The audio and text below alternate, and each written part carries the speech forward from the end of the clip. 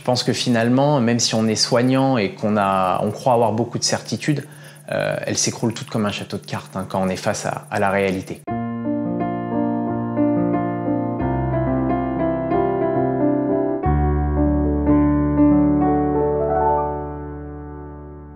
Je me présente, je m'appelle Séverin Ramin, j'ai 34 ans et je suis anesthésiste réanimateur à Montpellier. J'ai en effet une histoire avec le glioblastome, c'est cette tumeur cérébrale qui touche notamment les sujets jeunes et qui a frappé moi mon meilleur ami. Il est tombé malade au tout début de ses études de médecine et de son internat de psychiatrie à Montpellier.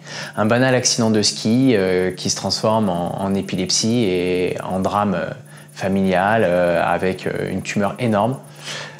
Plusieurs opérations, plusieurs lignes de traitement, 10 années de lutte acharnée, difficile, mais un combat complètement perdu d'avance. Et il est décédé, ça va faire un peu plus d'1 an maintenant, des suites de cette maladie et de cette tumeur, ouais, à l'âge de 34 ans, mon âge actuel.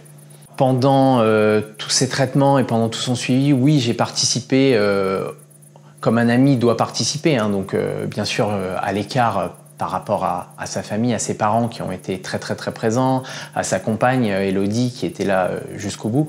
Mais oui, j'ai été présent dès qu'il me sollicitait. Voilà, donc j'ai essayé d'être présent à sa demande au maximum pour lui et pour ses proches quand il le fallait. Le rôle des amis qu'on avait autour, et notamment le mien, c'était d'essayer de rester le plus naturel possible et de chasser au maximum la maladie.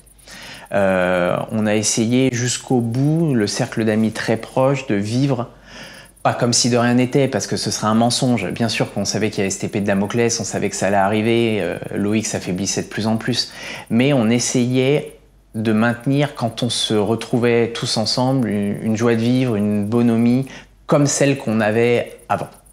On en parlait peu, et on essayait de faire comme si de rien n'était. Et moi, mon rôle, là où il a été le plus difficile, je pense, c'est comme j'ai été aussi un soutien pour lui dans les moments médicaux forts, c'était de rester aussi son ami. Et à la fin, il y a un overlap qui se crée entre le soignant et l'ami, et de tenir la place d'ami devenait de plus en plus difficile. Et c'est vrai qu'à la fin, mon rôle a complètement dérivé et j'avais un vrai discours médical auprès de lui, et notamment quand il a commencé à vraiment s'affaiblir, et c'était de plus en plus difficile de rester jovial et amical simplement. Et ça, je pense que pour les proches, encore plus un proche soignant, c'est de plus en plus difficile. Et moi, ça, je l'ai très mal vécu. J'ai vraiment mal vécu ce changement de position. C'est-à-dire qu'à la fin, je me sentais plus vraiment son ami. J'avais un autre rôle. J'étais son confident médical. Il m'appelait pour toutes ces questions d'ordre médical finalement. Ses effets indésirables au traitement, ses états de fatigue, son état général. Mais on n'avait plus notre discours d'amis proches. Ça, on l'avait perdu. Je l'ai vécu comme un début de travail de deuil.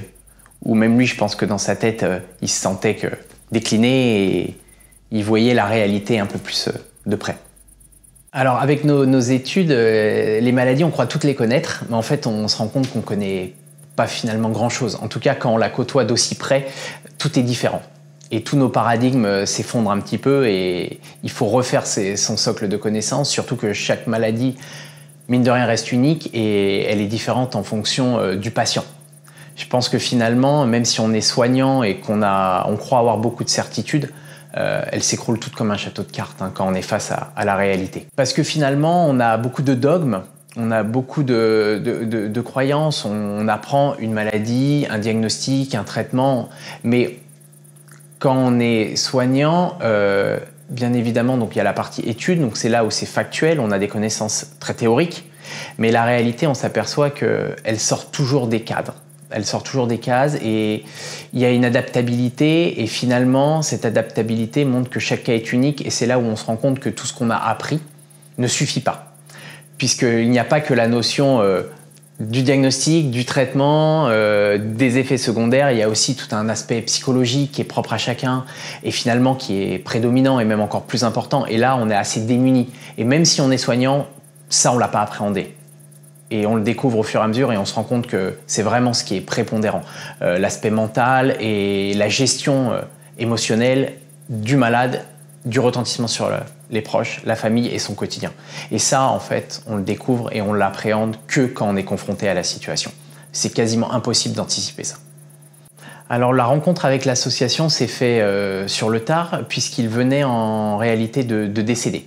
Son papa, qui est médecin aussi, souhaitait qu'il n'y ait pas de fleurs, il n'y ait pas d'éléments sur le caveau, mais il voulait qu'il y ait des dons qui soient faits à une association. Et il voulait que cette association soit le plus locale possible. On sait très bien que les fonds après sont dispatchés, bien évidemment, mais il voulait que ce soit une association qui travaille à Montpellier et qui œuvre contre cette tumeur cérébrale. Voilà, donc au travers mes défis sportifs et notamment les Alpha Ironman, j'essaye toujours de mettre en exergue les étoiles dans la mer et de témoigner autour de leur combat. Ça permet de discuter autour de ça, ça permet de créer un événement autour de l'événement majeur qui est quand même la lutte contre le cancer. Mais tous les défis sportifs permettent en effet de promouvoir et sont un levier de communication et sont un levier qui permettent de faire connaître ces associations.